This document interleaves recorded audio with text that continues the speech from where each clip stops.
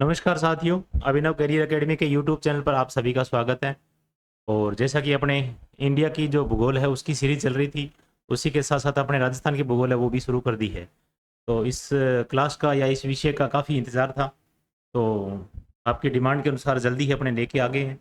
और अपने बात करते हैं राजस्थान का भूगोल कौन कौन से एग्ज़ाम को कवर करेगा। राजस्थान का भूगोल है जो काफ़ी यानी सारे एग्ज़ाम को कवर करता है, सभी सभी एग्ज़ाम में आता है ये राजस्थान का भूगोल।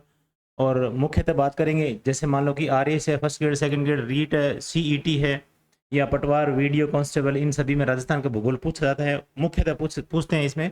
और काफ़ी डीपली पर्सन पूछते हैं। तो ऐसे में अपने क्या करेंगे, यानी अपने हल्का फुल्का नहीं पढ़ करके उसको डीपली पढ़ेंगे और डीपली मैपिंग के माध्यम से पढ़ेंगे और अच्छे तरीके से क्लियर करेंगे। जैसा कि अपने इंडिया भूगोल में अपने मैप के अनुसार यानी खूब से अपने कंसेप्ट क्लियर कर रहे हैं। और साथ ही साथ अपने यानी जो राजस्थान भूगोल है उसमें भी अपने यानी मैप का प्रयोग करते हुए खूब सारा कंसेप्ट अपने क्लियर करेंगे। ऐसा नहीं कि अपने कोई ऊपर सुपर का बता करके और नहीं। तो इसके साथ ही अपने क्या करेंगे, पूरा पूरा मैप का यूज़ करेंगे और साथ ही साथ छोटी छोटी अगर कोई शब्दावली है उसके बारे में बात करेंगे।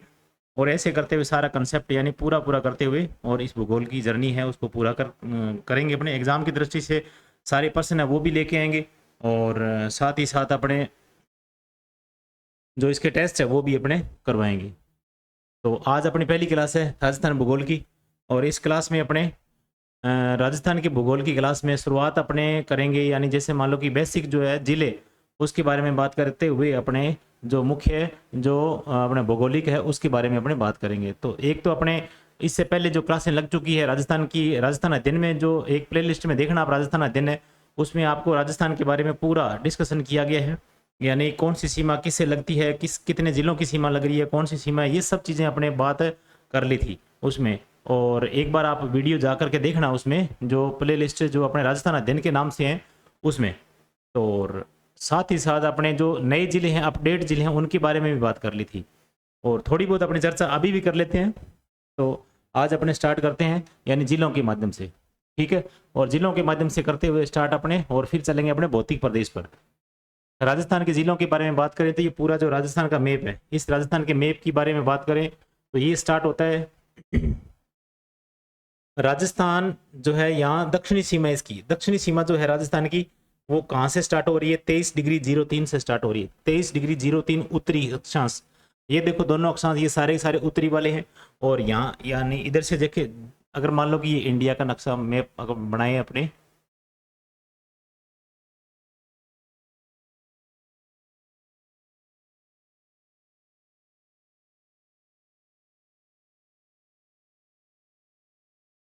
यहाँ अपना राजस्थान है, ये राजस्थान है। और यहाँ से स्टार्ट होता है यानी अपने इंडिया का देशांतर, इंडिया का देशांतर यहाँ से स्टार्ट होता है। कितने डिग्री से स्टार्ट होता है, ये होता है 68 डिग्री से स्टार्ट, ठीक है, 68 डिग्री से। और यहाँ राजस्थान का जो मानचित्र है या राजस्थान की सीमा वो यहाँ से स्टार्ट होती है, तो ये होती है 69 डिग्री, 69 डिग्री 30 मिनट से। तो यहाँ लिखा हुआ है 69 डिग्री 30 मिनट, 69 डिग्री 30 मिनट से 30 मिनट पूर्वी देशांतर से स्टार्ट होती है। अब देखो यहाँ पर 0 डिग्री है, ठीक है, और यहाँ पर भी 0 है, ऐसे यहाँ पर भी क्या है, 0 है। ऐसे में यहाँ ऊपर चलेंगे तो 0 से ऊपर चलेंगे, यहाँ पर 23.5 अपने यहाँ पर आती है 23.5 डिग्री, ठीक है, 23.5 डिग्री जो राजस्थान ऐसे होकर के जाती है, ऐसे नहीं, राजस्थान के टच होकर के जाती है 23.5 डिग्री। ये राजस्थान का मैप है तो इसमें 23.5 डिग्री राजस्थान के टच होकर के जाएगी। तो राजस्थान का जो राजस्थान के 2 जिले हैं वो इसके स्पर्श करते हैं।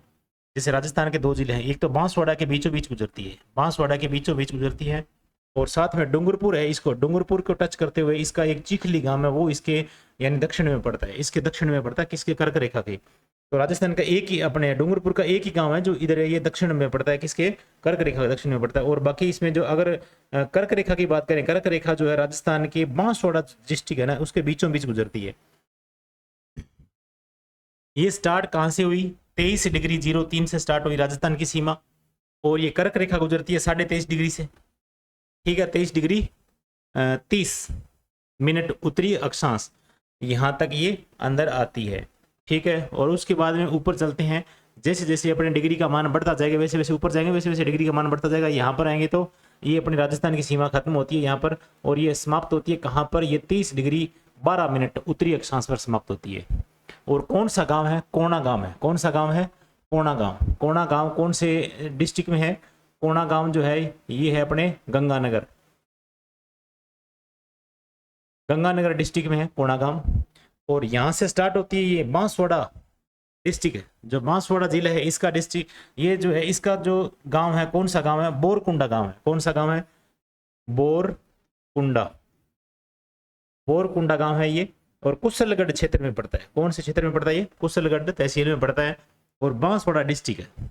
यहाँ से ये स्टार्ट होता है, यानी बोरकुंडा से स्टार्ट होकर के, बोरकुंड गांव है या बोरकुंडा गांव है, यहाँ से स्टार्ट होकर के कहाँ तक जाती है सीमा इसकी, कोणा गांव, यानी गंगानगर कोणा गांव में तक ये सीमा आगे है इसमें। ठीक है, तो ये कितना फैला हुआ है, 23 डिग्री, यानी 23 डिग्री 03 उत्तरी से 30 डिग्री 12 मिनट, 03 मिनट और 12 मिनट उत्तरी तक है। ये कितनी फैली हुई है, ये 7 डिग्री, यानी 7 डिग्री 09 देशांतर तक है, अपने अक्षांश, अक्षांश तक फैली हुई है। ये देखो अक्षांश है इतने इसके, 7 डिग्री 09 अक्षांश तक।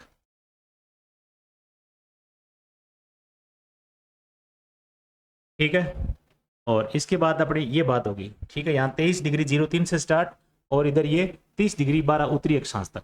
और दक्षिण में बोरकुंडा गांव, उत्तर में कितना है, उत्तर में कौन सा है, कोणा गांव। ठीक है, अब चलते हैं अपने पश्चिमी दिशा की बात करते हैं, यानी राजस्थान के पश्चिमी जो सीमा है इसकी बात करते हैं। कहाँ से स्टार्ट होती है राजस्थान की पश्चिमी सीमा, ये अपने स्टार्ट होती है 69 डिग्री 30 मिनट पूर्वी देशांतर, राजस्थान का पश्चिमी बिंदु है। कौन सा गांव है, कटरा गांव है। कौन सा गांव है, कटरा गांव, ये जैसलमेर में पड़ता है। कहाँ पर पड़ता है ये, जैसलमेर में। और ये फतेहगढ़ जैसलमेर में स्थित है कटरा गांव।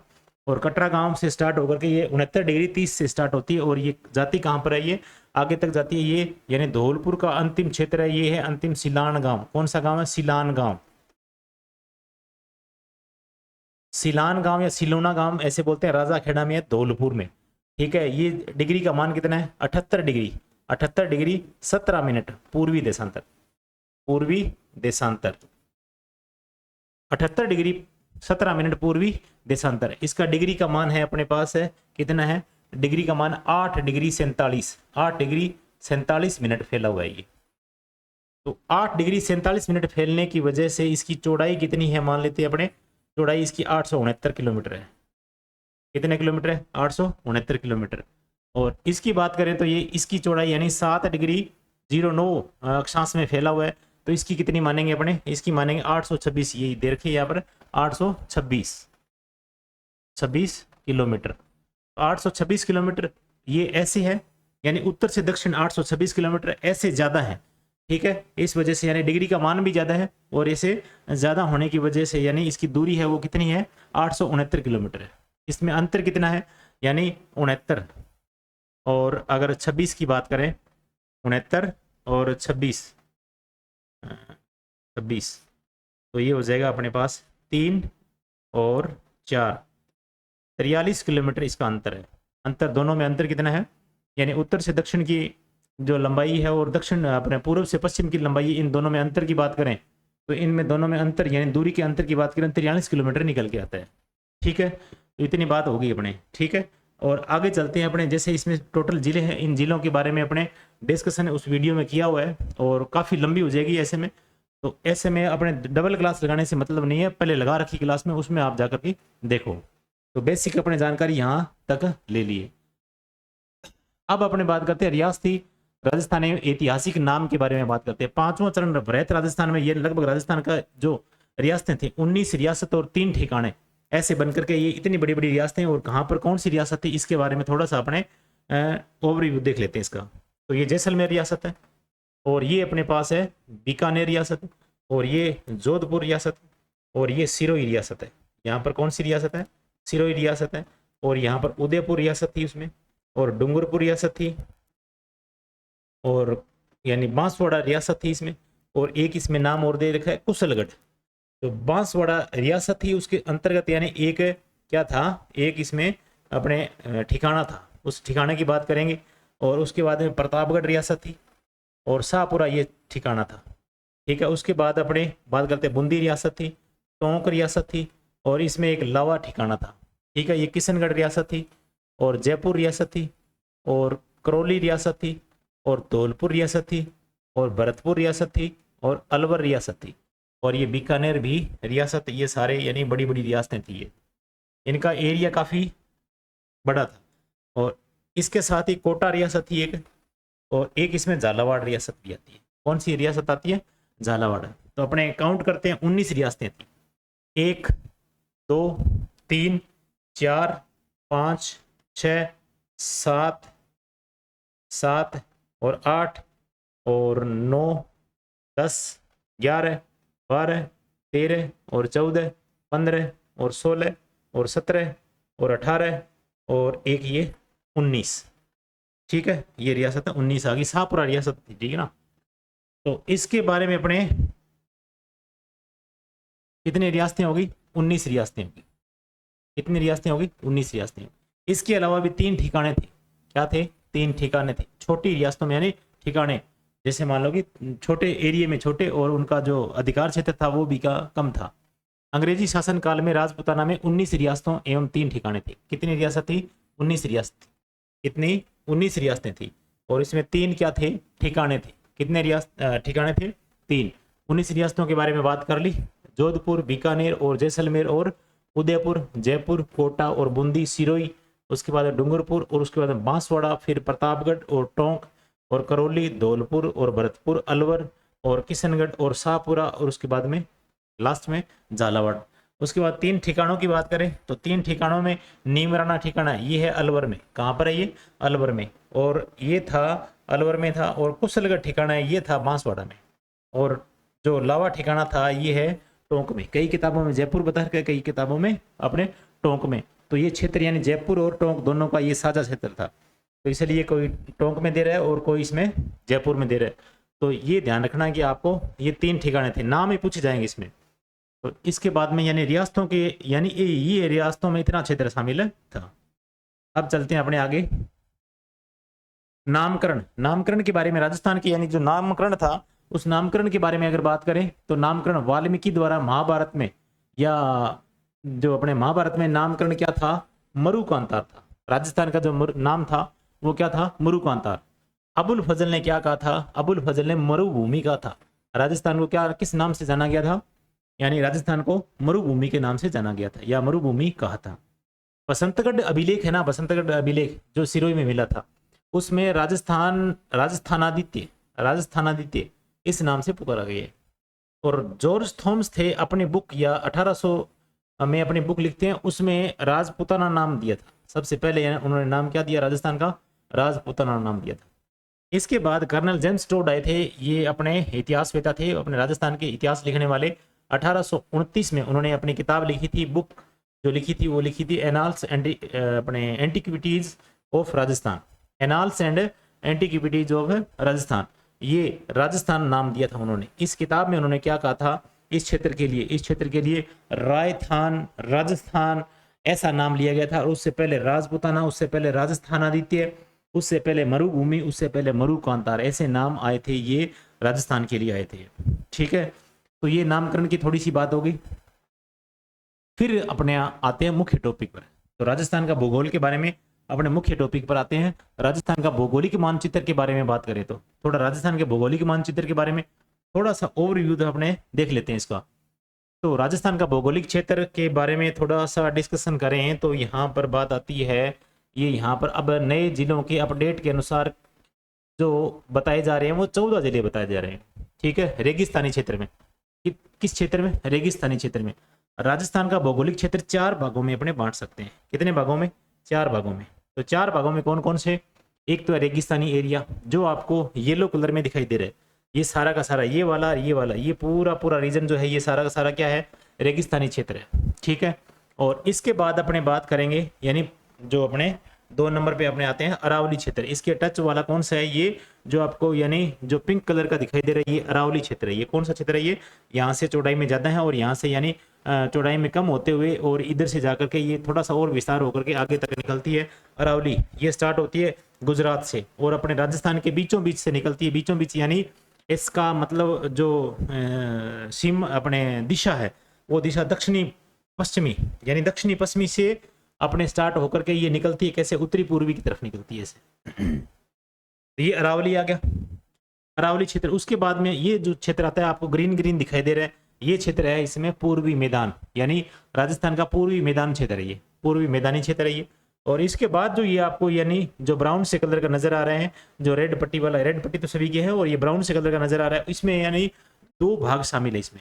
एक तो है दक्कन का पठार का कुछ क्षेत्र है इसमें। दक्कन का पठार यानी दक्कन का पठार राजस्थान, यानी दक्कन का पठार राजस्थान के जस्ट नीचे, यानी अपने बात करें तो इधर यानी यूपी अपने एमपी की तरफ दक्कन का पठार पूरा पूरा दक्कन का पठार अपने उसमें पढ़ रहे हैं इंडिया जीके में या इंडिया भूगोल में पढ़ रहे हैं, उसका विस्तार है यहाँ पर राजस्थान में। झालावाड़ क्षेत्र है, कोटा बूंदी है, ये सारा का सारा दक्कन के पठार का विस्तार है। और इसका यानी थोड़ा सा ऊपर अपने ये जो क्षेत्र है करौली है, धौलपुर है, सवाई माधोपुर का कुछ क्षेत्र है, चंबल नदी का जो क्षेत्र है, ये विंध्य कगार, यहाँ पर विंध्य जो पर्वतमाला है उसका ये क्षेत्र बचा हुआ या अतिरिक्त यानी विस्तार क्षेत्र ये यहाँ पर नजर आता है। तो राजस्थान में ये क्षेत्र यानी यहाँ पर दक्कन का पठार कुछ क्षेत्र मानेंगे और इसको विंध्य जो कगार क्षेत्र है ये इसमें इंक्लूड किया गया। इसको बांट करके 4 भागों में बांटा गया। ये है आड़ोती का पठार, इसको पूरे पूरे क्या बोलेंगे, इसको आड़ोती का पठार बोलेंगे। तो अपने 4 चीजें होंगी ना, चारों भागों में बांट दिया। एक तो रेगिस्तानी एरिया में या मरुस्थलीय एरिया में ये बांट दिया येलो कलर वाले को, और इसके बाद अरावली वाले को ये अरावली भाग बांट दिया। उसके बाद मैदानी भाग को पूर्वी मैदानी भाग में बांट दिया। और चौथा भाग इसमें क्या है, दक्कन का पठार और विंध्य कगार, ये दोनों मिलाकर के, या इसको अपने संयुक्त रूप से कहेंगे तो हाड़ौती पठार क्षेत्र बोलेंगे इसको। संयुक्त रूप से क्या बोलेंगे इसको, हाड़ौती पठार क्षेत्र के रूप में बोलेंगे। थोड़ा सा इसका अपने इसके एरिया के बारे में और जनसंख्या के बारे में अपनी बात कर लेते हैं। तो एरिया और जनसंख्या के बारे में बात करेंगे। तो एरिया और जनसंख्या के बारे में बात करें तो ऐसे में ये होता है, जैसे ये थोड़ा सा अपने इसके बारे में बात करते हैं यहाँ रेगिस्तानी क्षेत्र के बारे में। रेगिस्तानी क्षेत्र में 14 जिले हैं। कितने जिले हैं, 14 जिले इंक्लूड किए गए हैं।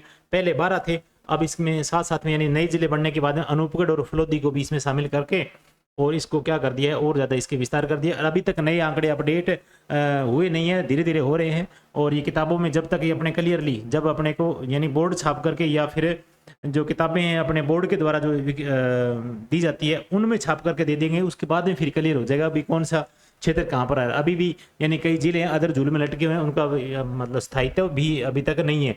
कौन इसमें रहने वाला है, कौन मतलब स्थायी रहने वाला है, कौन बाहर होने वाला है, ऐसी कंडीशन में।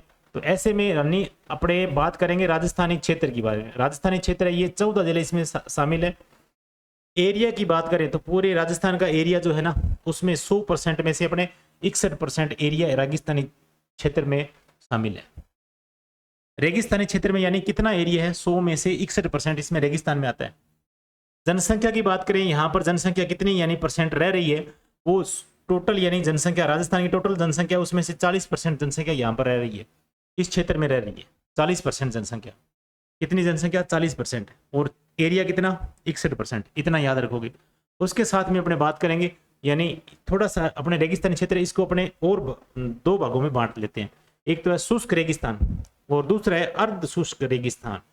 ये वाला आपको दिखाई दे रहा है, ये जो लाइन दिखाई दे रही है ये वाली सारा शुष्क में आता है। किस में आता है, ये शुष्क रेगिस्तान में आता है। और जो ये ऊपर वाला घग्गर नदी का मैदान है या शेखावटी क्षेत्र है या नागौरी उच्च भूमि है या फिर लूनी बेसिन है, ये आता है अर्ध शुष्क में। और इधर ये अरावली की ये रेखा जो आपको नजर आ रही है, ये रेखा 50 डिग्री सेंटीमीटर वर्षा रेखा है। और ये रेखा आपको नजर आ रही है, ये रेखा इसमें 25 डिग्री सेंटीमीटर 25 सेंटीमीटर वर्षा रेखा है ये। तो 25 डिग्री जो 25 सेंटीमीटर रेखा है ना, ये राजस्थान यानी जो शुष्क प्रदेश है और अर्ध शुष्क प्रदेश है, इन दोनों को अलग करती है। तो ये कंडीशन दोनों आपको पता होनी चाहिए भी। ही रेगिस्तानी जो है ना क्षेत्र, इसको 2 भागों में और बांट दिया गया, अर्ध शुष्क में और शुष्क वाले में। शुष्क वाला एरिया ये है, ठीक है, इतना यहाँ से लेकर के शुष्क वाला एरिया। और जो ये ऊपर घग्गर का मैदान और शेखावटी और नागौरी और ये लोनी बेसिन, ये अर्ध शुष्क में आता है। तो इतनी बात आपको ध्यान में होनी चाहिए। आगे और सारा अपने एक एक करके बात करेंगे। और इसके बाद आती है अरावली क्षेत्र। अरावली क्षेत्र में एरिया कितना है? 9% एरिया है। कितना एरिया है अरावली में? अरावली में 9% एरिया है, 9% एरिया शामिल है। और पॉपुलेशन यानी इसकी जनसंख्या कितनी है? ये 10% है, 9-10, याद ध्यान रखना भी, 10% जनसंख्या है और एरिया कितना है? 9% है। अब इसको भी 3 भागों में बांटा गया है। उत्तरी अरावली इसकी, यानी देखो उत्तरी अरावली, और ये मध्य अरावली, और ये है दक्षिणी अरावली, इसको बोलेंगे उत्तरी अरावली। ध्यान रखना भी इधर से, यानी ऐसे जा रही है तो ये ऊपर वाली जो यहाँ ये क्षेत्र क्या हो जाएगी? उत्तरी, उत्तर में स्थित होने की वजह से, ये मध्य में स्थित होने की वजह से, ये दक्षिण में स्थित होने की वजह से ये क्या है? दक्षिणी अरावली। इसको 3 भागों में बांट लिया, उत्तरी अरावली और मध्य अरावली और दक्षिणी अरावली। कौन कौन से जिले शामिल है इसमें, ये आगे बात करेंगे अपने। और इतना आप देख लो कि जनसंख्या कितनी है और एरिया कितना है। फिर बात आती है पूर्वी मैदान क्षेत्र की, साथ साथ में याद करते जाओ और जो कंसेप्ट है वो क्लियर होता जाएगा। और उसके बाद में छोटी छोटी जो इसमें जो शब्दावलियां वो जुड़ती जाएगी और साथ साथ में ये पूरा रिवीजन और होता जाएगा। पूर्वी मैदान के क्षेत्र के, यानी पूर्वी मैदानी क्षेत्र है, इसके बारे में बात करें तो ऐसे में एरिया कितना है इसका? 23% है। पूर्वी मैदानी, इसका एरिया कितना है? 23%। कितना एरिया है? 23%। याद रखो ये 23% है। और जनसंख्या कितनी है इसकी? जनसंख्या 39% है। कितनी है? 39% है। याद रखो ये भी, यानी 39% जनसंख्या और 23% एरिया है। और अगर अरावली की बात करें तो 9% एरिया और 10% जनसंख्या है। अगर रेगिस्तान की बात करें तो 61% एरिया है और इसमें 40% जनसंख्या है। फिर बचता है इसमें जिससे अपने पूर्वी मैदान है, इसके बारे में अपने बात कर ली। और इसको अपने क्या करेंगे? 3 भागों में और बांटेंगे। 3 भागों में बांटेंगे इसको, बाण गंगा बेसिन, और इसको बांटेंगे अपने आगे अगले वाला जो क्षेत्र है इसको बोलेंगे अपने बनास बेसिन, और इसको अपने कह दिया इस क्षेत्र के नाम से छप्पन बेसिन। छप्पन बेसिन में यहाँ तक की बात करें तो यहाँ पर आता है माही बेसिन या माही क्षेत्र, और यहाँ अपने बात करें तो यहाँ आता है चंबल बेसिन या चंबल एरिया। ठीक है, तो चंबल इसी में है, चंबल एरिया इसी में है, बाण गंगा बेसिन और चंबल एरिया। और ये है अपने बनास बेसिन और ये है छप्पन बेसिन। इसको भी मोटे मोटे 3 भागों में बांटा गया है। तो 3 भागों में बांट करके ये आगे इसका, यानी इसका एक भाग बना दिया किस नाम से? पूर्वी मैदानी क्षेत्र के नाम से। और पॉपुलेशन कितनी है, जनसंख्या कितनी है, इन सभी के बारे में अपने बात कर ली। फिर चौथे की बात आती है हाड़ौती पठार की। किस पठार की आती है? हाड़ा वंश राजवंश होने की वजह से इसका नाम हाड़ यानी हाड़ौती पड़ा। और हाड़ौती ये पठारी क्षेत्र है, ये पठारी यानी पठार का ही भाग है, इसलिए दक्कन का पठार ये इसका भाग है। और विंध्य कगार यानी विंध्याचल पर्वत है उसका ये भाग है। इस वजह से इस क्षेत्र को अपने किस नाम से जाना गया? हाड़ौती के नाम से। और ये पठारी भूमि है और इसको अलग से अपने राजस्थान के भौगोलिक क्षेत्र की दृष्टि से अपने अगर डिवाइडेशन करें तो इसमें अलग से अपने एक भाग इसको पढ़ते हैं। इसमें अगर जनसंख्या की बात करें यानी एरिया की बात करें तो 7% है। कितना है? 7% एरिया है इसका। और जनसंख्या बात करें तो ये कितनी आ जाएगी? इसमें 11% जनसंख्या आ जाएगी। कितनी आ जाएगी? 11%। तो इतना आपको ध्यान में रखना है। ठीक है, ये बेसिक बातें होगी। इस राजस्थान की यानी पूरा भौगोलिक क्षेत्र की दृष्टि से अपने 4 भागों में बांट दिया। और 4 भागों में रेगिस्तान है, दूसरा इसमें अरावली है, और तीसरा इसमें पूर्वी मैदान है, और चौथा इसमें हाड़ौती पठार है। इन चारों के हिसाब से अपने पॉपुलेशन और जनसंख्या जो अपने एरिया जो है उसके हिसाब से अपने डिस्कशन कर लिया, यानी हल्का फुल्का या मोटा मोटा इसमें डिस्कशन करके अपने आगे चलते हैं। अब अपने बात करेंगे भौगोलिक उप क्षेत्र की। किसकी बात करेंगे? भौगोलिक उप क्षेत्र की। देखो सारे उप क्षेत्र की बात करते हुए फिर अपने मैप पर आ जाएंगे। ठीक है, तो उप क्षेत्र की बात करें तो इसमें उप क्षेत्र भौगोलिक राजस्थान में एक योद्धे नाम का एक क्षेत्र हुआ करता था। ठीक है, योद्धे ancient name of northern rate या जो एरिया है उसके बड़े कौन कौन सा एरिया था इसमें? गंगानगर और हनुमानगढ़ ये शामिल थे इसमें। किसमें? योद्धेय क्षेत्र में। तो योद्धेय क्षेत्र है ना, इसमें ये गंगानगर और हनुमानगढ़ क्षेत्र आता है। और फिर एक अपने शब्दावली आती है थली की। कौन सी? यानी उप क्षेत्र आता है थली। थली किसे कहते हैं? अपलैंड पार्ट ऑफ डेजर्ट, यानी जो चूरू और बीकानेर इसका उत्तरी मरु यानी राजस्थान का मरु क्षेत्र है ना, उसका उत्तरी भाग है ना, किस में आता है?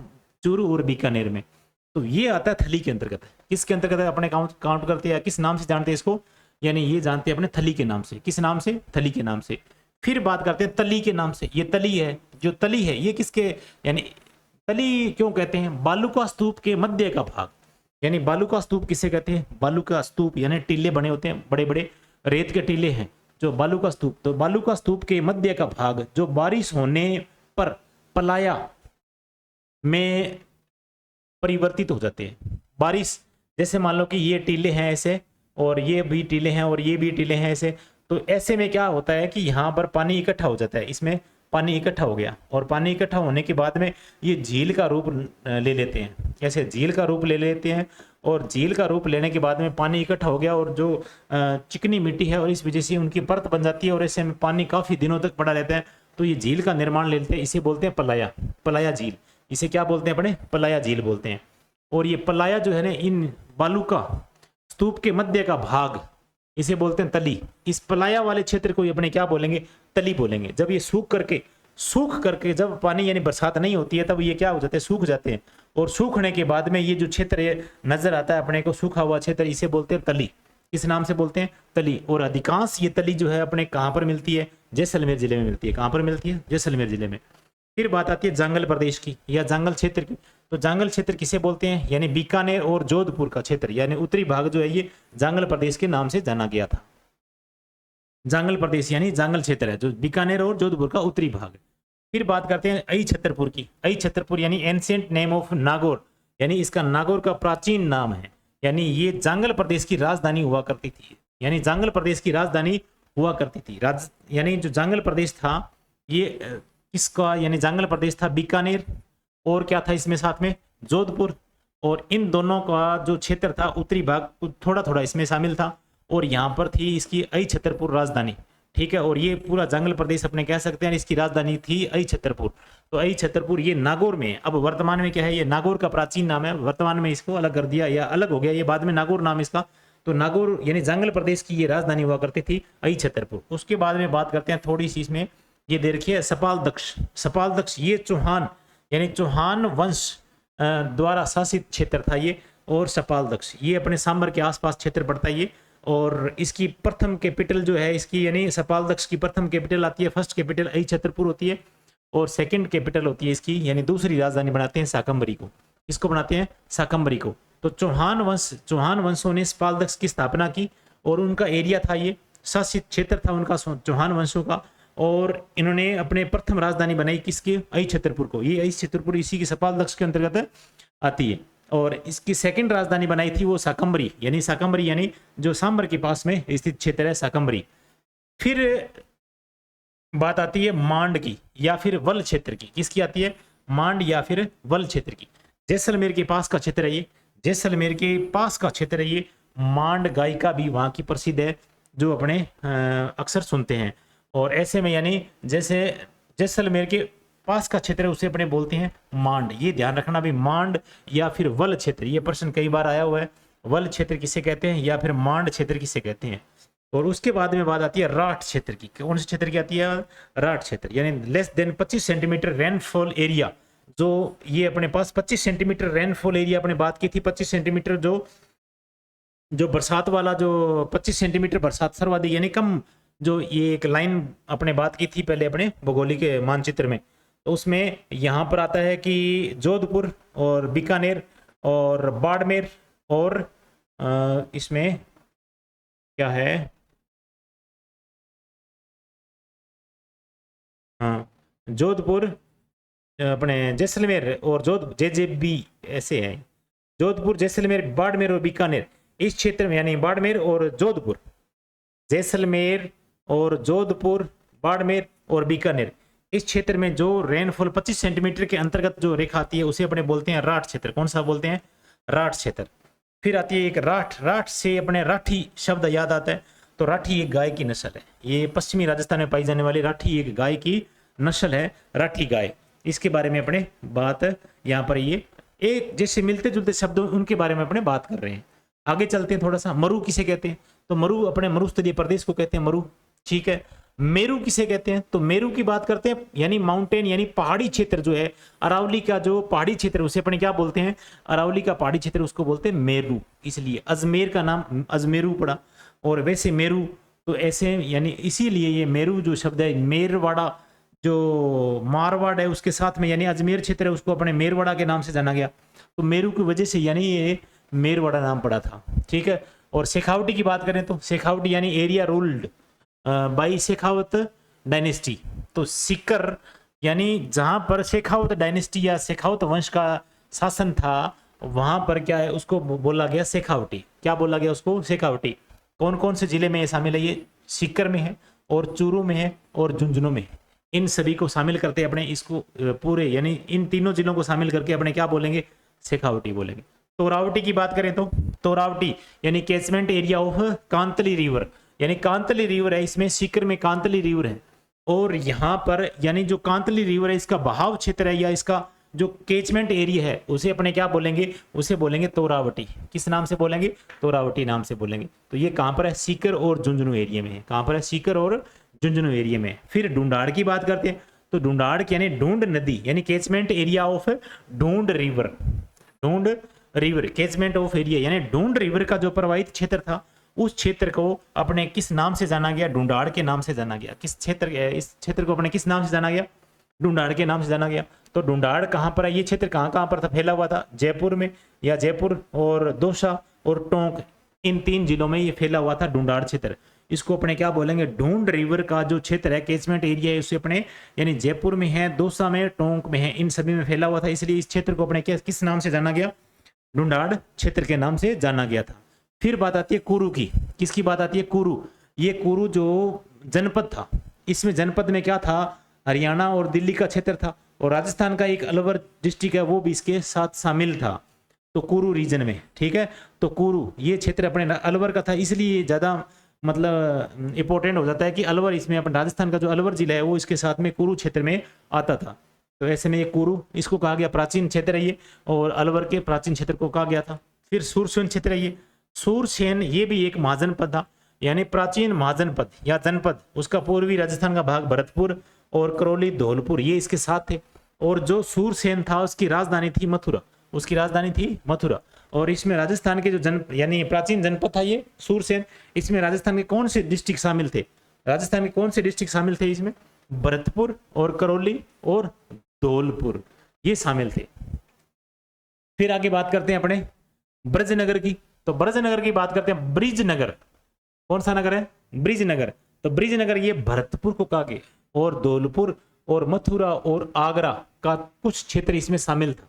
ठीक है, इसे अपने किस नाम से जानते हैं, यानी ब्रिजनगर के नाम से। यानी ब्रिजनगर जो है भरतपुर और धौलपुर का क्षेत्र और कुछ क्षेत्र यानी मथुरा और आगरा का इसमें साथ में था। इस क्षेत्र को अपने क्या नाम दिया गया, ब्रिजनगर के नाम से जाना गया। फिर इसके मिलता जुलता एक नाम है ब्रजनगर। कौन सा नगर है, ब्रजनगर। तो ब्रजनगर ये ध्यान रखना, ब्रजनगर और ब्रिजनगर दोनों में अंतर है। तो दोनों में अंतर की वजह से यानी झालरा पाटन का नाम, प्राचीन नाम क्या था, ब्रजनगर था। झालरा पाटन का प्राचीन नाम क्या था, ब्रजनगर था, और ब्रिजनगर है वो भरतपुर धौलपुर का था। फिर बात आती है मत्स्य की। तो मत्स्य नाम अपने नाम अक्सर सुनते आ रहे हैं, जब भी राजस्थान में पढ़ते हैं तो शुरुआत अपने मत्स्य एकीकरण पढ़ते हैं उसमें मत्स्य नाम आता है। तो प्राचीन जनपद अलवर, प्राचीन जनपद अलवर इसमें है और जयपुर है। ठीक है, ये मत्स्य जो प्राचीन जनपद था ये मत्स्य नाम से, और इसमें शामिल था कौन कौन, यानी अलवर और जयपुर। ठीक है, जयपुर का बेराठ इसमें शामिल था, मत्स्य में शामिल था। ठीक है, मत्स्य ओनली जनपद में। ठीक है, मत्स्य संघ की बात करेंगे आगे। इसमें नेक्स्ट बात आती है मत्स्य संघ की। इसमें 4 जिले काउंट इसमें शामिल होते हैं राजस्थान के, ABCD। ABCD याद रखो आप, अलवर, भरतपुर और करौली, और D से धौलपुर। यानी A से अलवर, B से भरतपुर और C से करौली और D से धौलपुर। ये KM मुंशी, जो KM मुंशी उनके द्वारा ये नाम दिया गया था। किसका नाम, यानी इन 4 जिलों का नाम दिया गया था मत्स्य संघ। किस नाम से जाना गया इसको, मत्स्य संघ के नाम से। और मत्स्य ओनली मत्स्य की बात करें तो कुरु जनपद है या फिर ये सूरसेन जनपद है, इनके साथ में ये भी प्राचीन जनपद हुआ करता था मत्स्य, और इसमें अलवर और जयपुर का बेराठ क्षेत्र ये इसमें शामिल था। अलवर का अपने जयपुर का बेराठ। ठीक है, और फिर आगे सब की आगे बात और हो जाएगी, अभी तक बेराठ के बारे में और पढ़ेंगे अपने आगे। और फिर बात आती है अहिरवाट की। किसकी बात आती है, अहिरवाट की। यादव डायनेस्टी रूल्ड एरिया ये है अपने पास, यानी अलवर और जयपुर का एरिया। अलवर और जयपुर का एरिया, यहाँ पर यादव वंश के यानी शासन होने की वजह से इसको किस नाम से जाना गया, अहिरवाट के नाम से जाना गया। किस नाम से जाना गया, अहिरवाट के नाम से जाना गया। फिर बात आती है रथ क्षेत्र की। रथ क्षेत्र अलवर के पास, यानी जो अलवर के आसपास का रीजन था उसे अपने किस नाम से जाना गया, रथ क्षेत्र के नाम से जाना गया। इसी के साथ में अपने मेवात नाम भी अपने को पढ़ने को मिलता है, मेवात। तो मेवात कौन सा, ये भी मेव जाति बाहुल्य क्षेत्र अलवर में, अलवर में ये भी। और अलवर में मेव जाति जो अपने यानी मेव जाति अपने अक्सर सुनते हैं, यानी जो अपने मतलब मुसलमान से हिंदू बने थे, ठीक है, और अपने अपने हिंदू से मुसलमान बने थे, वो जो है अपने कौन से मेव कहलाई, वो कौन क्या कहलाई, मेव। ऐसे जो मेव जाति बाहुल्य क्षेत्र है ये अलवर में है, इसे अपने इस क्षेत्र को किस नाम से जाना गया, मेवात के नाम से जाना गया था। बांगड़, बांगड़ किसे कहते हैं, बांगड़ एक शब्द आता है और एक आता है वागड़, एक आता है वागड़ शब्द, एक आता है वागड़ शब्द और एक आता है बांगड़ शब्द। कौन सा शब्द आता है, बांगड़। तो बांगड़ किसे कहते हैं, एंशिएंट एलुअल यानी एलुअल सोइल रीजन है एक पाली के पास, कौन सा रीजन है, पाली, और फिर है नागौर, और उसके बाद में सीकर, उसके बाद में झुंझुनू। ये जो क्षेत्र है सीकर, झुंझुनू और पाली और नागौर, इस क्षेत्र में यानी मिट्टी है, कौन सी एल्यूवियल प्रकार की मिट्टी है, उस क्षेत्र को अपने किस नाम से जाना गया, बांगड़ के नाम से जाना गया। किस नाम से, बांगड़। एक है वागड़, वागड़ के नाम से अगर बात करें तो ये देखो जो सिखावटी, जो सिकर, इसको अपने बांगड़, इसका नाम भी बांगड़ है, ठीक है, तो ये सिकर इसमें शामिल है, ठीक है। और चंद्र अपने वागड़ की बात करें तो वागड़ यानी दक्षिणी राजस्थान क्षेत्र जो है, डूंगरपुर और बांसवाड़ा और प्रतापगढ़, ये इस क्षेत्र को अपने किस नाम से जाना गया, वागड़ के नाम से जाना गया।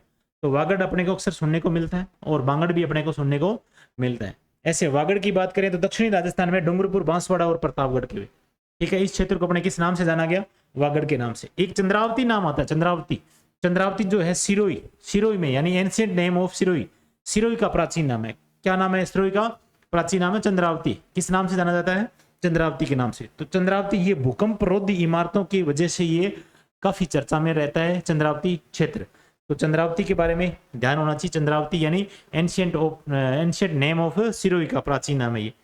जाबालीपुर के बारे में बात करें तो जाबालीपुर का मतलब जालोर का नाम है, इसका प्राचीन नाम क्या है, इसका जालोर का प्राचीन नाम क्या है, जाबालीपुर। यहाँ पर क्यों नाम पड़ा जाबालीपुर, इसका जाबाली इस नाम का संत रहा, संत का क्षेत्र था, इसलिए यहाँ इसका क्षेत्र का नाम क्या पड़ा, जाबालीपुर पड़ा, ठीक है। यहाँ पर जाल वृक्ष अधिक है, जाल वृक्षों की अधिकता के कारण भी जाबालीपुर इसका नाम पड़ा। इतनी बात हो गई है, ठीक है। इसके बाद में मालानी नाम आता है, मालानी तो एंशिएंट नेम ऑफ बाड़मेर, यानी बाड़मेर का ये क्या था, प्राचीन नाम था, किस नाम से, मालानी नाम से। मल्लीनाथ के नाम से, यानी मल्लीनाथ जो वहां की प्रसिद्ध वहां के लोक देवता है, वहां पर मेला भी लगता है मल्लीनाथ का, तो इस वजह से यानी इसका नाम क्या पड़ा था, मालानी नाम पड़ गया था, किस नाम से, यानी मल्लीनाथ के नाम से। फिर बात आती है, तीन शब्द आते हैं बोराट, एक आता बोराट, एक आता बोमट, एक आता मेवल। बोराट के बारे में बात करें तो ये कुंभलगढ़ एवं गोगुंदा पहाड़ियों के मध्य पठारी राजसमंद भाग है, ये राजसमंद का और उदयपुर यानी जो पठारी भाग है। कौन से, कुंभलगढ़ कहाँ पर है, राजसमंद में, और गोगुंदा कहाँ पर है, ये उदयपुर में। इन दोनों के पहाड़ियों के मध्य में पठारी भाग है, ये कौन सा भाग है, पठारी भाग है। तो ये बोराट का पठार बोलते हैं इसको, किस नाम से जानते हैं इसको, बोराट के पठार के नाम से जानते हैं। इसके बीच बीच में है ये कुंभलगढ़ और गोगुंदा के बीच में। कुंभलगढ़ कहाँ पर, राजसमंद में है, और इसके बारे में अपने उससे गोगुंदा कहाँ पर है, उदयपुर में। इन दोनों के बीच में कौन सा भाग है, ये पठारी भाग है। तो पठारी भाग है, ये आता है इसमें बोराट, इसको बोलते हैं बोराट। फिर बात आती है भोमट की, इसकी बात आती है भोमट। ये उदयपुर और डूंगरपुर के मध्य पठारी क्षेत्र है, उदयपुर और डूंगरपुर, उदयपुर और डूंगरपुर के मध्य का क्षेत्र है, इसे अपने बोलते हैं भोमट। इस नाम से जानते हैं इसको, भोमट के नाम से जानते हैं।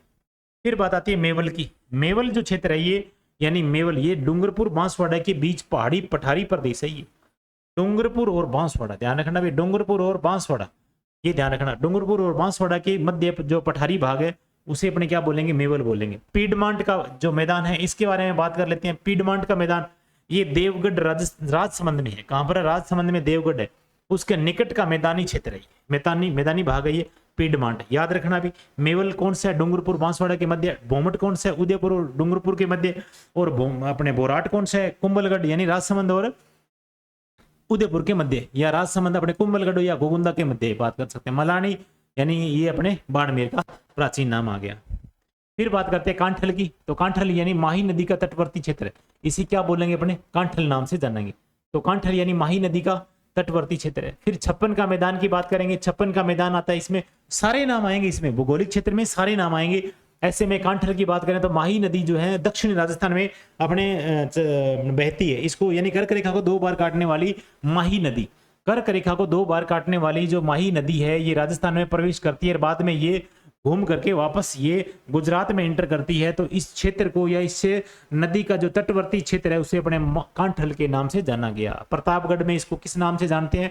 कांठल के नाम से। फिर 56 का मैदान है, एक है 56 की पहाड़ियां, एक है 56 का मैदान। ये 56 का मैदान बांसवाड़ा और प्रतापगढ़ के बीच का क्षेत्र है ये, ठीक है।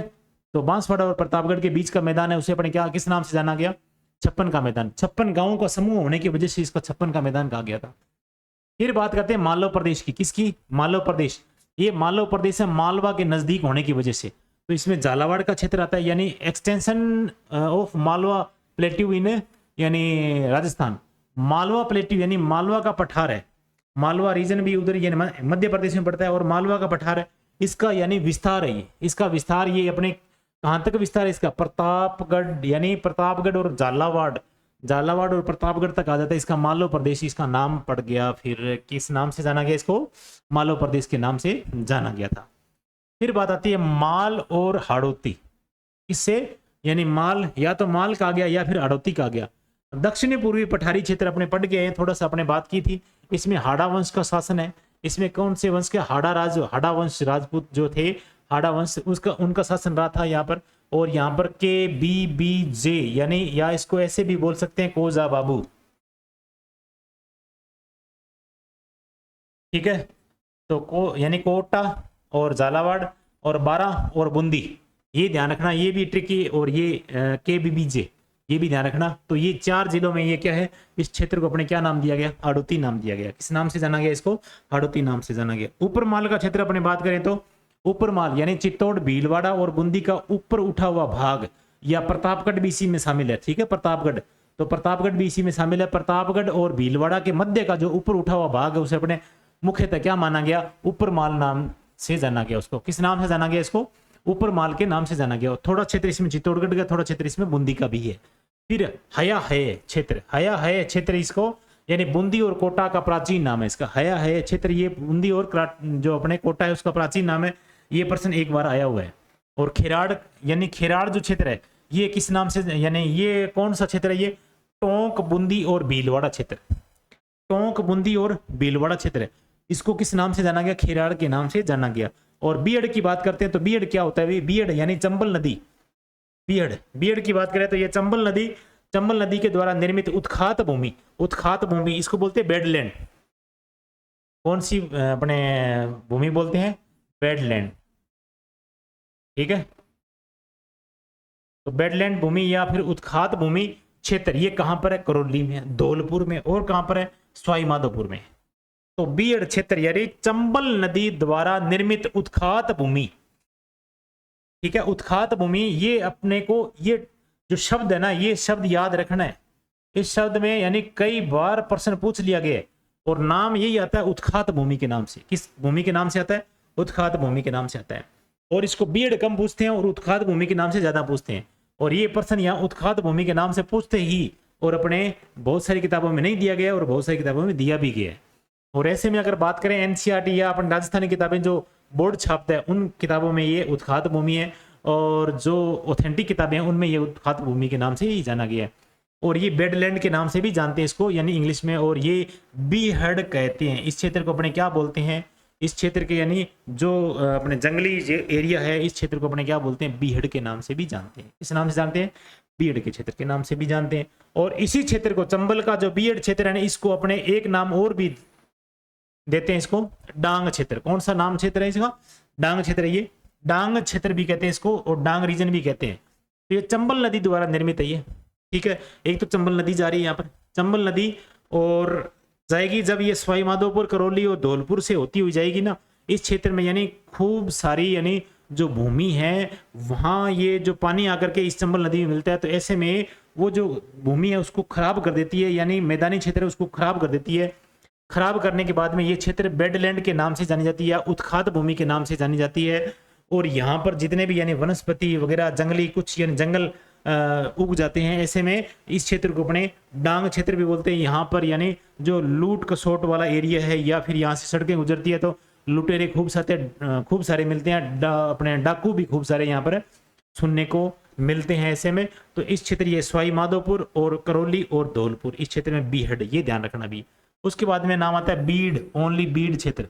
तो बीड़ ये grassland area in Shekhawati area, तो यानी जो शेखावटी एरिया में जो घास भूमि है इसे अपने क्या बोलेंगे, बीड़ क्षेत्र, या जंगली जो एरिया है या जंगल वाला एरिया है इसे अपने क्या बोलेंगे, बीड़ बोलेंगे। क्या नाम बोलेंगे अपने, बीड़ से। एक होता है सपाड़, सपाड़, सपाड़ नाम है, ये एमपी से जुड़ा हुआ करौली या अपने सवाईमाधोपुर जिला है, इस क्षेत्र को अपने क्या बोलेंगे, यानी जो एमपी से टच में है करौली का और सवाईमाधोपुर का क्षेत्र, इसे अपने क्या बोलेंगे, सपाड़ क्षेत्र बोलेंगे। एक आता है नाल क्षेत्र, या नाल नाम आता है, अरावली के दर्रे हैं ये, ठीक है, नाल ये अरावली का दर्रा है।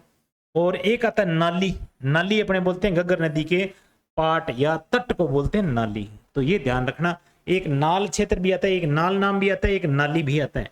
तो नाली बोलते हैं घग्गर नदी के पाट या तट को बोलते हैं, और नाल क्या है, अरावली का एक दर्रा है उसका नाम है नाल है। चलो आगे चलते हैं, ये थोड़ी सी अपने भौगोलिक क्षेत्र है उसके बारे में बात कर लेते हैं, भौगोलिक क्षेत्र के बारे में थोड़ा सा बात कर लेते हैं।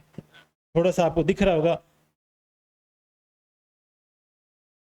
हाँ, तो ये आप देखो इसमें खूब सारा, यानी मैं थोड़ा बोल के बता देता हूँ और बाकी आपको इसमें थोड़ा सा जूम कर देता हूँ मैं। ये लो, जो लास्ट वाले ये कट रहे हैं, चलो थोड़ा सा आप ध्यान लगाने की कोशिश करो। भौगोलिक क्षेत्र यानी नाल, अभी अपने बात की है नाल की, किसकी बात की है, नाल की बात की है। तो नाल ये वाला कर लेते हैं, थोड़ा पता चलेगा इसमें। नाल क्षेत्र ये बीकानेर हवाई अड्डा है, नाल नाम आता है बीकानेर का हवाई अड्डा है ये, इस नाल में है ये, ठीक है। थोड़ी थोड़ी अपने बात करते जाएंगे, ये मैंने सारे सारे इसमें जो फीड अपने मानचित्र में फीड करके और सारा इसमें बताया गया। एक नाली शब्द आता है, ये भी पढ़ा था अपने, घग्गर नदी का जो तट है उसमें। एक बग्गी नाम आता है, क्या नाम आता है, बग्गी, ये घग्गर नदी का उपजाऊ क्षेत्र, इसे बोलते हैं घग्गर नदी का उपजाऊ क्षेत्र, इसे अपने क्या बोलते हैं, बग्गी नाम बोलते हैं। किस नाम से जानते हैं अपने, बग्गी के नाम से जानते हैं। योधेय रीजन अपने पढ़ के आए, और ये क्षेत्र जो है ना गंगानगर और हनुमानगढ़ का क्षेत्र, ये किस नाम से जाना गया, योधेय क्षेत्र। ये थली के क्षेत्र, ये थली के नाम से जाना गया था। ये किस नाम से जाना गया, ये क्षेत्र थली के नाम से, ये भी अपने बात करके आए हैं। और जांगल प्रदेश देखो, ये जांगल प्रदेश है, ये क्षेत्र ये जांगल प्रदेश है, इसकी राजधानी आई छतरपुर है, ठीक है। ये स्वालक प्रदेश, ये स्वालक प्रदेश नागौर में है, कहाँ पर है ये, नागौर में। आई छतरपुर यानी नागौर में है ना, इसकी राजधानी, यानी जो जांगल प्रदेश थी इसकी राजधानी है। इसके बाद में साकम्बरी की बात की थी, ये साकम्बरी यानी जो जांगल प्रदेश, इसके अंदर किसका जो शासन था, चौहान वंशों का शासन था। उनकी जो प्रथम राजधानी थी वो साकम्बरी थी, उसके बाद यानी आई छतरपुर थी। उसके बाद में उन्होंने सेकंड राजधानी बनाई थी साकम्बरी को, और इसे अपने स्वालक प्रदेश बोलते हैं। स्वालक यानी एक गाय की नस्ल है, उसकी वजह से स्वालक प्रदेश भी बोलते हैं। कुब्बड़ पट्टी भी बोलते हैं इस, यहाँ पर ये क्षेत्र जो है ना कुब्बड़ पट्टी के नाम से जानते हैं। ये क्षेत्र अपने हैं अपने मेवाड़, मेवाड़ अपने मेवाड़ सॉरी नहीं, अपने अजमेर, अजमेर का क्षेत्र, ये अजमेर के पास में ही है, अपने नागौर पड़ता है। क्या पड़ता है, नागौर पड़ता है। तो नागौर और जो अजमेर है ना, इसका जो क्षेत्र है ये फ्लोराइड युक्त जल यहाँ पर ज्यादा अपने को पीने को मिलते हैं। तो इस वजह से यहाँ पर क्या होता है कि फ्लोराइड युक्त जल पीते हैं लोग, यहाँ पर उसका उपयोग करते हैं पीने के लिए। तो यहाँ की जो इनके लोगों की हड्डियां हैं ना, वो धीरे धीरे क्या हो जाती है, एज के अनुसार ऐसे मुड़ जाती है। मुड़ने के बाद में ऐसे कुब्बड़ की तरह ऐसे दिखाई देते हैं। तो कुब्बड़ पट्टी इसे बोलते हैं, कुब्बड़ पट्टी। यहाँ पर फ्लोराइड युक्त जल उपयोग में लिया जाता है पीने के लिए, इसलिए इस क्षेत्र को अपने किस नाम से भी विकसित कर दिया, कुब्बड़ पट्टी के नाम से विकसित कर दिया। यहाँ पर यह क्या है, सपाल दक्ष है, ये सपाल दक्ष क्षेत्र है ये। और इसके साथ में मेरवाड़ा क्षेत्र आता है ये, ठीक है। मेरवाड़ा कहा गया इस अजमेर के रीजन को, मेरवाड़ा के नाम से जाना गया। और यहाँ देखो ये क्षेत्र, यानी ये अपने पास पीडमांट एरिया है। कौन सा एरिया है, पीडमांट, अपने पढ़ के आए। यानी जो राजसमंद है इसका देवगढ़ क्षेत्र पीडमांट के नाम से जाना गया।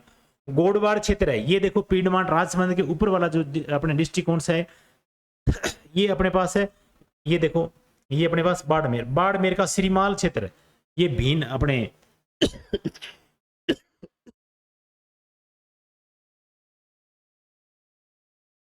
ये है, इसे पढ़ो आप, ये है मांड यानी वल क्षेत्र, ये अपने पास बाड़मेर, ये श्रीमाल है ना, ये है, ठीक है। इसमें यहां देखो आप, और बाड़मेर में ये देखो, बाड़मेर में गोलाकार पहाड़ियां हैं। कौन सी है, 56 की पहाड़ियां हैं। कौन सी पहाड़ियां हैं, 56 की पहाड़ियां हैं। और नाकोड़ा पर्वत भी यही है, नाकोड़ा पर्वत भी यहाँ पर है।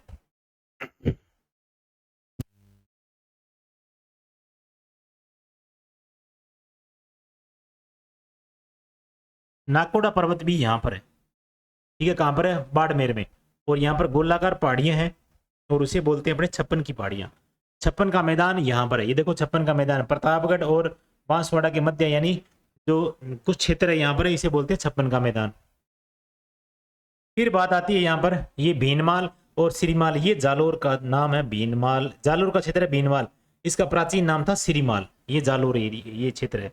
इसके बाद में चंद्रावती नाम अपने पढ़ा था, चंद्रावती ये जो भूकंप इमारती क्षेत्रों के नाम से जाना गया, सिरोही में है। आरबुद प्रदेश ये भी यहाँ पर सिरोही में है। और यहाँ पर बाकर बाकर नाम की पहाड़ियां हैं, और यहाँ बाकर क्षेत्र या बाकर जो है ये भी अपने यहाँ पर कहाँ है? सिरोही में है। एक यहाँ पर आता देसरो, किस नाम से?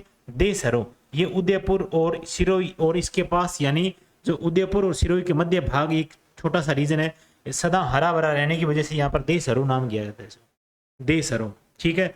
और उसके बाद में अपने बात करते हैं, ये बोमट वाला क्षेत्र है, और ये वारगट वाला क्षेत्र है, और ये अपने पास है वागड़ वाला क्षेत्र है। कौन सा क्षेत्र है? ये वागड़ वाला क्षेत्र है। और इसके बाद में खेराड़ अपने यहाँ पर पढ़ लिया, ठीक है। टोंक और जयपुर और कुछ क्षेत्र ये खेराड़ वाला पढ़ लिया। ऊपर माल भी अपने बात कर रही थी, बीन अपने भीलवाड़ा और चित्तौड़गढ़ का कुछ भाग है। और मेदपाट के नाम से भी अपने आगे और पढ़ेंगे, नहीं पढ़ा तो। और बोराट के बारे में अपने बात कर ली थी, बोराट के बारे में। ये गिरवा की पहाड़ियां हैं। कौन सी पहाड़ियां हैं? गिरवा की पहाड़ियां उदयपुर में। शिव शिव नाम, ये भी यहाँ पर शिव जो क्षेत्र है ये भी अपने उदयपुर में। तो बोमट है, शिव है, गिरवा की पहाड़ियां ये उदयपुर में। इसके बाद में बोराट है, ये भी यहाँ पर, यानी राजसमंद का बोराट, राजसमंद का कुंभलगढ़ और गिरवा यानी उदयपुर का जो गोगुंद है, इनके बीच का क्षेत्र है ये बोराट के नाम से। पीडमांट क्षेत्र देवगढ़ वाला, राजसमंद का देवगढ़ वाला, इसको यानी इसके ऊपर देखो आप है, यहाँ देखो पाली में, ये पाली में गोडवाड़ क्षेत्र है। कौन सा क्षेत्र है? ये गोडवाड़ क्षेत्र है। कौन सा? गोडवाड़।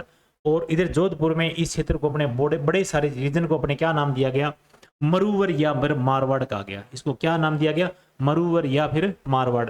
ये अपने पास कौन सा है? जांगल प्रदेश अपने बात करी थी, और इसकी राजधानी आई छतरपुर है। स्वालक प्रदेश, शाकंभरी, इन सभी के बारे में बात कर ली। एक अपने रह गया इसमें यहाँ पर ढूंढाड़ क्षेत्र, यानी ढूंढ जो रिवर थी, ढूंढ नदी थी, इसका जो कैचमेंट एरिया था, इसका इस क्षेत्र को अपने क्या नाम दिया गया? ढूंढाड़ नाम दिया गया। इसके साथ ही जयपुर में एक क्षेत्र है बेराट, बेराट क्षेत्र है। यहाँ पर बौद्ध धर्म से संबंधित यानी अवशेष काफी मिले हैं, बेराट। तो ये बेराट क्षेत्र भी यही जयपुर में है, बेराट। उसके बाद में यानी ये जो क्षेत्र है अपने पास कौन सा है? तोरावटी, तोरावटी नाम से जाना गया। तोरावटी क्षेत्र ये है क्षेत्र, इसमें तोरावटी। और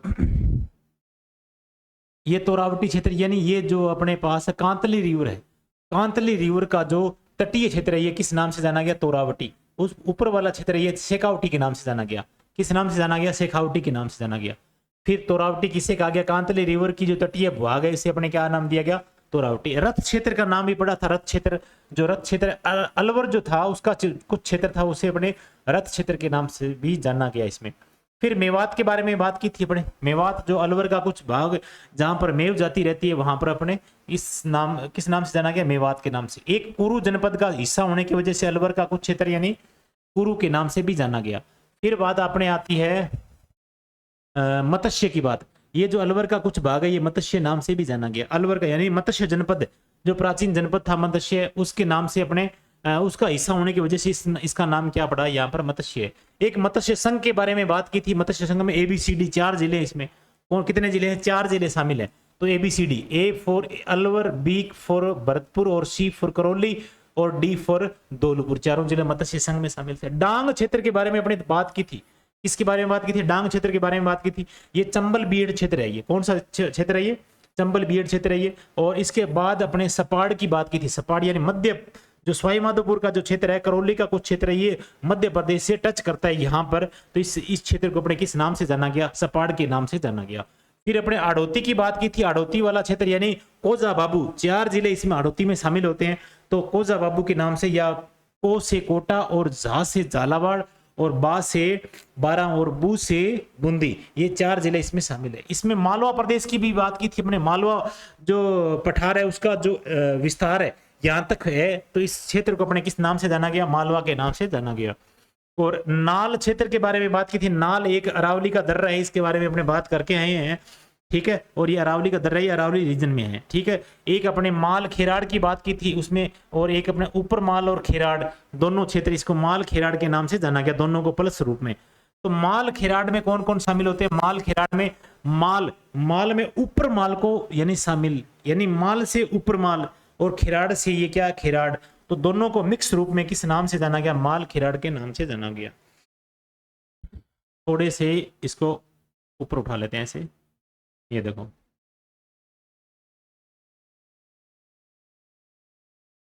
फिर बात आती है अनंत गोचर की। किसकी बात आती है? अनंत गोचर। ये सीकर से सांबर क्षेत्र है, ये इसे बोलते हैं यानी अनंत गोचर बोलते हैं। एक कांठल नाम अपने बात आई थी, कांठल माही नदी का जो तटीय क्षेत्र है उसे अपने बोलते हैं कांठल। किस नाम से जानते हैं? कांठल के नाम से जानते हैं। इतनी बातें अपने सारी लगभग कर चुके हैं। तो ये मोटा मोटी अपने बातें पूरे राजस्थान में जितना भी यानी जो छोटे छोटे नाम और छोटी छोटी जो अपने जो शब्दावली दे रखी है उन सभी के बारे में अपने बात कर ली। अब अपने नेक्स्ट करेंगे बात यानी जिलों के आकार के बारे में, उपनाम के बारे में, और फिर अपने करेंगे यानी की पॉइंट के बारे में। फिर अपने करेंगे राजस्थान का भौगोलिक विभाजन है, यानी जो अपने यानी पश्चिमी मरुस्थल, अरावली प्रदेश, पूर्वी मैदान, हाड़ौती प्रदेश, उत्पत्ति कैसे हुई, इनका विस्तार क्षेत्र, उप विभाजन या फिर विशेषता शब्दावलियां क्या इनकी, इन सभी के बारे में बात करते हैं। इनको अपने अलग अलग भागों में बांटेंगे, और भागों में बांट करके इसके साथ में पूर्वी मैदान और हाड़ौती प्रदेश इन सभी के बारे में बांट करके, और मानचित्र के बारे में सारे जितने भी यानी शब्दावली दे रखी है उन सभी के बारे में बात करते हुए आगे अपने बढ़ेंगे। तो आज के लिए अपने इसी जो मैटर है इस क्लास को यहीं छोड़ते हैं, और बाकी जो अपने आगे बात करेंगे वो नेक्स्ट यानी क्लास में आ जाएगा। तो काफ़ी सारा मैटर है और बहुत सारा यानी अपने मैटर अच्छे तरीके से तैयार करके लेके आए हैं, और ये जन इतना जो बढ़िया तरीके से मैटर तैयार किया है कि इसमें कोई यानी प्रश्न या कोई भी शब्दावली छूटने वाली नहीं है, ठीक है। तो मैंने यानी पर्सनली बैठ करके पास में यानी कई दिनों से इसके यानी इसको तैयार करने में लगा दिए मैंने, और बहुत यानी रात दिन बैठ करके इसमें मेहनत करनी पड़ती है। आप तो ये कह देते हो भी हाँ अपने ये कौन सा इसमें कौन सा मैटर है, इतने तो हर कोई बना लेते हैं ऐसे, तो ऐसे हर कोई नहीं बना सकता, और इसमें पूरी हर कोई बना सकता है पर मेहनत करनी पड़ती है, बहुत ज़्यादा मेहनत करनी पड़ती है, रात दिन एक करनी पड़ती है, तब जाकर के ये मैटर बनता है। टाइपिंग करने वाला, मानचित्र डालने वाले और उसमें चेक करने वाले, बहुत सारी बातें इसमें आती है, तब जाकर के आपके सामने ये पेश होता है। ऐसे नहीं है कि इजी तरीके से अपने कह दिया। आपको तो ये कह दे कि हाँ आगे सेंड करना है या सब्सक्राइब करना है तो भी 100 बार सोचते हो। तो इसका मतलब ये नहीं कि अपने यहाँ पर मेरे सब्सक्राइब करने से या फिर मेरे को शेयर करने से आगे ये सर अपने रोक देंगे, नहीं रोकने वाले हैं बिल्कुल नहीं। अपने को तो मेहनत करनी ही करनी है, चाहे आप करो चाहे नहीं करो, मुझे कोई फर्क पड़ने वाला नहीं है इसमें। मेरे को तो मेहनत करनी है, रात दिन एक करनी है तो करनी है। बस मैं इस काम में यानी लग गया तो लग गया, चाहे इसमें आए चाहे न आए, चाहे पढ़े चाहे न पढ़े, मेरे को पढ़े को द बेस्ट देना है। तो आज की क्लास के लिए धन्यवाद बहुत बहुत, और मिलते हैं नेक्स्ट क्लास में। जय हिंद, जय भारत।